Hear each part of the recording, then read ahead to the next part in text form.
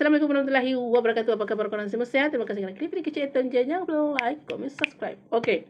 Bila part cerita dia ni, bila masuk dia punya cerita yang ni, saya akan lain asingkan cerita dia tau. Tak tahu kenapa saya geram sangat dengan dia ni dulu. Bila dia senyum-senyum sinis macam tu, bila dia si Hana tu jadi menderita sebab dia akan senyum-senyum yang macam menyakitkan hati weh. Tak guna betul dia ni. So dalam episod 27 ni dia macam dipanggil lah dengan bos-bos, bukan bos-bos, dipanggil lah dengan bos Hisham tu. Dia buat lah macam yang audit pasal si Hana dulu pun ada, si Hana dengan si Alia. So dia kata dia nak masuk dalam bilik meeting tu, dia kata, "Oi, kenapa bos panggil saya ni? Mesti dia nak naikkan pangkat dia puing." Mesti dia nak macam nak puji dia kerja-kerja dia selama ni. Tak guna betul. Saya macam memang senang sangat tahu. Dulu saya buat video, pengarah ni kena buat dia dipecat juga ni orang ni. Tiba-tiba memang betul dia dipecat weh, dia masuk di dalam. Lepas tu si Hana bagi tahulah kalau selama ni yang menggelapkan duit syarikat tu sebenarnya dia. Baik kau. Yang tipu supplier-supplier, tipu vendor-vendor tu semua, kau duit daripada vendor tu adalah dia. Baik kau. Lepas tu yang dia jadi mangsa tu adalah si Hana. Segala bukti-bukti dibagi dengan Cik Syam.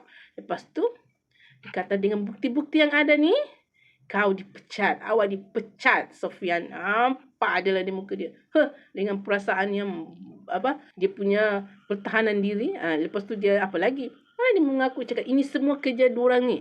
Si Hana dengan si Alia ni yang punya kerja. Sebab apa? Dia tak suka dengan kerja dia. Macam si Hana dengan si Alia pula yang jealous dengan dengan pencapaian dia. Apa benda pencapaian kau? Kau ada apa-apa ni? Si Hana yang kau dah suruh buat.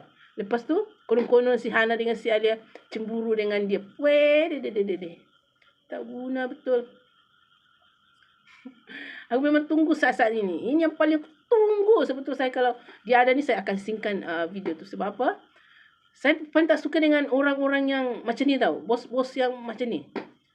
Yang dia nak puji-puji depan atasan, tapi dalam masa yang sama dia macam suruh orang lain bekerja, kerahkan otak. Lepas tu yang dapat nama tu dia. Aku benci orang macam ni.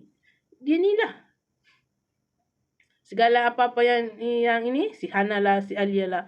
Last yang dipuji-puji nanti, yang konon-konon itu semua daripada kerja dia. Lepas tu dia marah tau.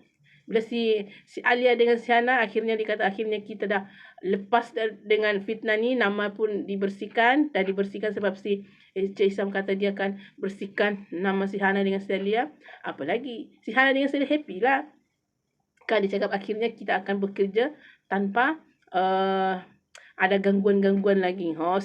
Si Sofian yang tak puas hati, cuma masuk lagi jumpa si Hana.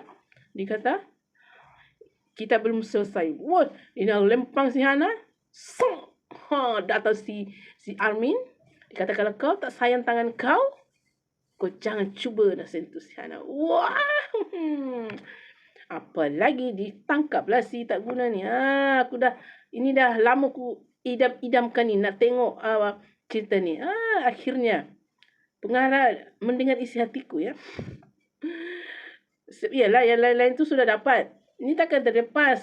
Pengarah mesti buat dia ni dipecat sebab selama ni dia main kotorkan buat kerja. Rupanya betul-betul lah. Aku jadi pengarah ni. Okay. So, kita sambung video lagi sebab saya tak nak panjang-panjang sangat video ni. So, saya akan buat sikit-sikit. Okay. So, guys, terima kasih kerana klik video kecil. Jangan lupa like, comment, subscribe. Bye.